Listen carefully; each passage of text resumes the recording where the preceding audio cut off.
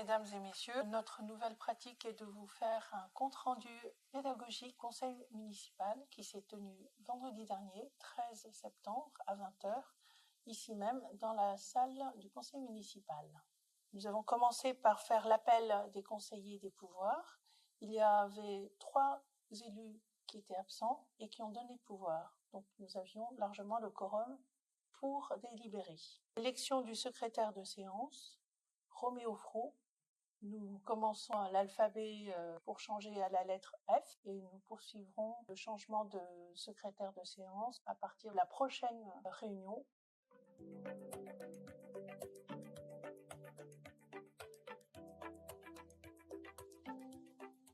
Nous attaquons les affaires générales de gestion avec, en premier point, l'approbation du précédent procès-verbal. Ce procès-verbal a été remis en question par le conseiller monsieur Olivier Guérin, qui souhaitait avoir tous les détails des échanges qui ont eu lieu pendant le conseil municipal.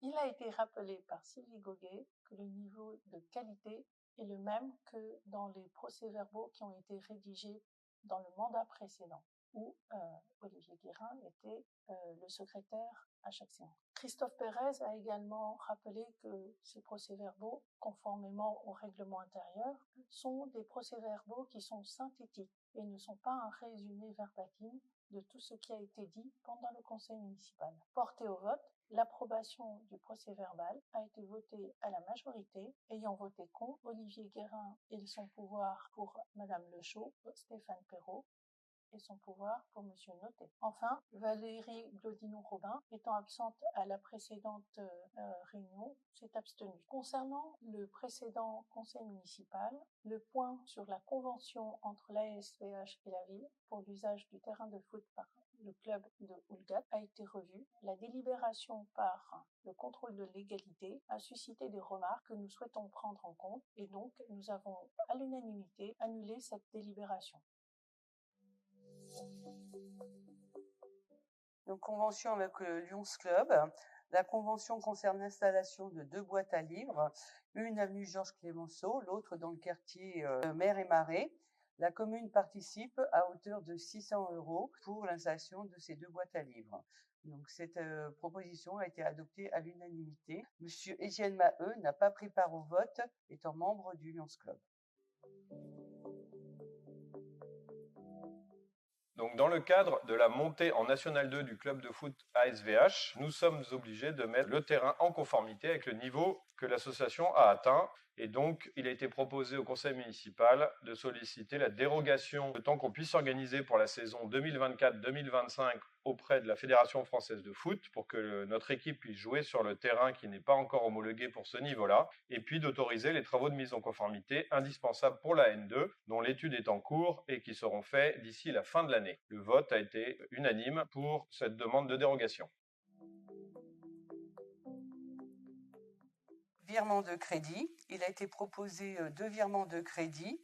L'un sur la section de fonctionnement, donc sur l'article 673, pour des titres annulés sur l'exercice précédent, plus 2 400 €, et en recette, plus 2 400 € en impôt direct sur le compte 73 de la section de fonctionnement. En investissement, pour l'achat de matériel, il est proposé donc d'inscrire 44 000 € sur l'opération 124 et pour l'acquisition d'une collection du Paléospace également sur l'opération 124 plus 2 000 €. En contrepartie, donc moins 46 000 € au titre de l'opération 723 pour le parc sportif. Ces propositions ont été adoptées à l'unanimité.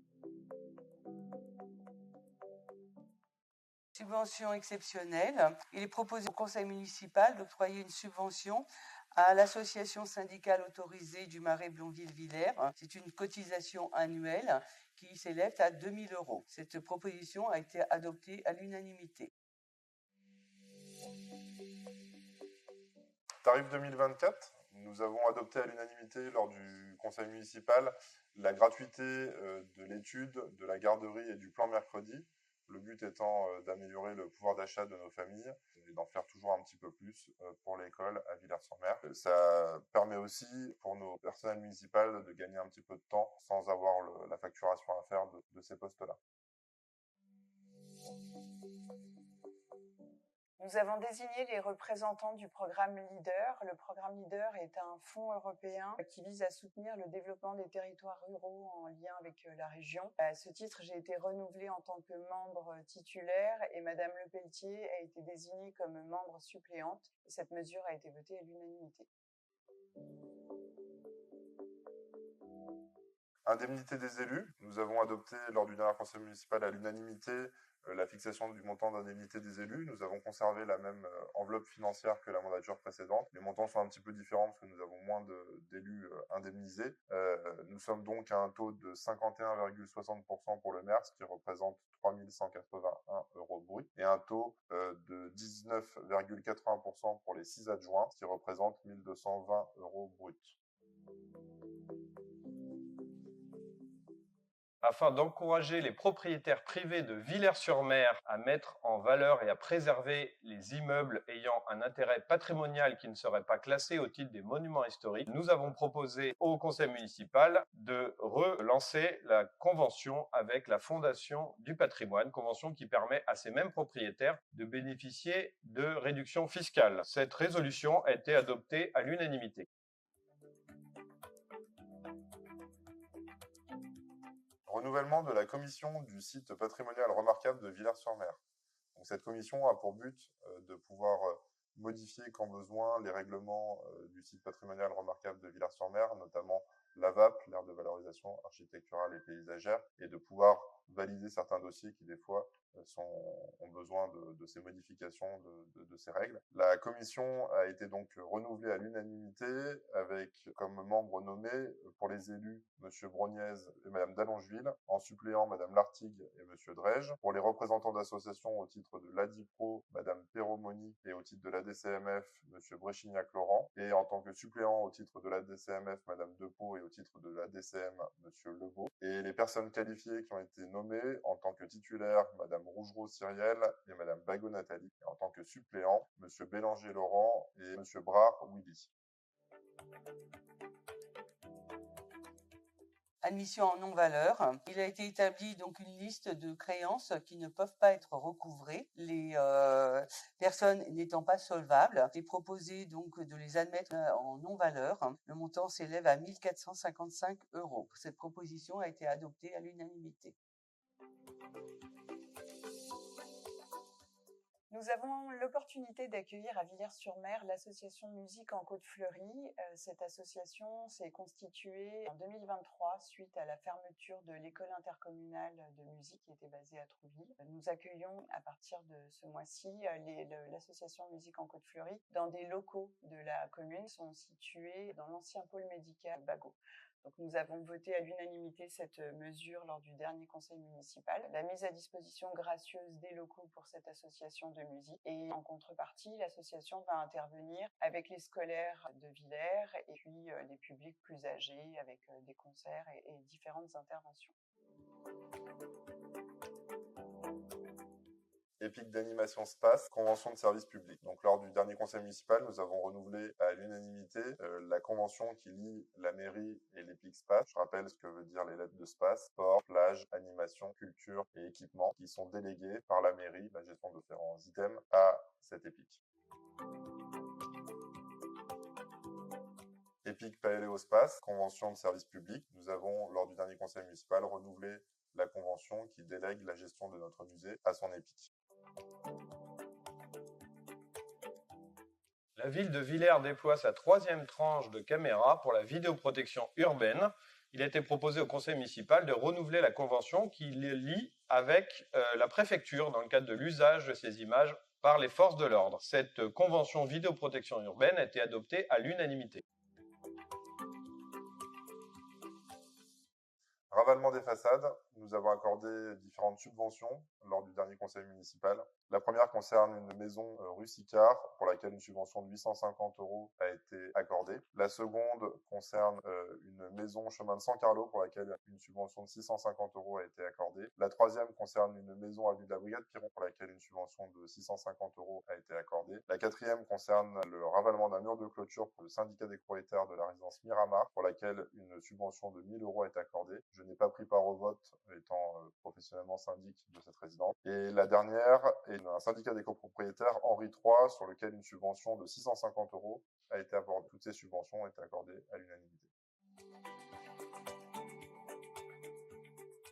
Aux questions diverses, la première question a été posée par Stéphane Perrault, à savoir pourquoi le conseil municipal n'a pas été annoncé sur Facebook. J'ai expliqué que la réorganisation de la communication est donnée dans la revue La Lettre de Villers, qui va être incessamment distribuée. Et en gros, sur Facebook, ce seront des informations de type ludique, de sécurité, purement informatif. En ce qui concerne le conseil municipal, ce sera sur le site de la ville. La convocation, le procès-verbal validé, ainsi que la vidéo avec un résumé pédagogique, tel que nous sommes en train de voir actuellement à l'écran. Ce qui est important, c'est l'affichage papier qui est conservé. Cela, la légalité. La deuxième question a été posée par Roméo Fro, qui s'inquiète de savoir comment les équipes de SPAS peuvent travailler en l'absence de leur directeur, M. Yann Bakowski. Christophe Pérez répond et explique la mise en place d'une équipe d'élus en renfort et en soutien aux employés. Brigitte Lepelletier,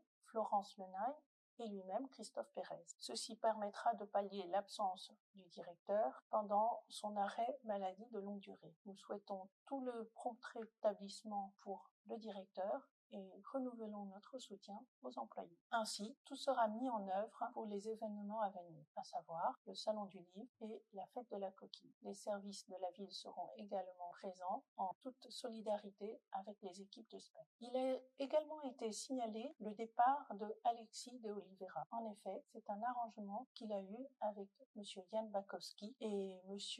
de Oliveira reprend un nouveau travail dès lundi 16 septembre à Cabourg. Puis, Olivier Guérin a demandé le montant du repas du 22 août. Ronsin a expliqué que c'est l'EPIC SPAS qui est l'organisateur et qui doit avoir la facture. On lui transmettra l'information dès que possible. Enfin, Stéphane Perrault a demandé si les mercredis des seniors étaient réservés aux personnes de plus de 60 ans inscrites sur les listes électorales de Villers. J'ai expliqué que pour budgéter les activités, le CCAS, qui anime les mercredis des seniors, a besoin de se baser sur le nombre de personnes de plus de 60 ans et qu'il n'y a que la liste électorale pour fournir cette liste et le nombre de personnes. Pour permettre au CCAS d'accueillir les Villersois à cette activité, il est en projet de mettre en place une carte Villers importante personne. Ce projet donc est en cours d'élaboration. En attendant, pour le prochain loto, on demandera une pièce d'identité et un justificatif de domicile. Ces deux mesures ont été annoncées au dernier mercredi des seniors, 11 septembre 2024, et ont été accueillies avec des applaudissements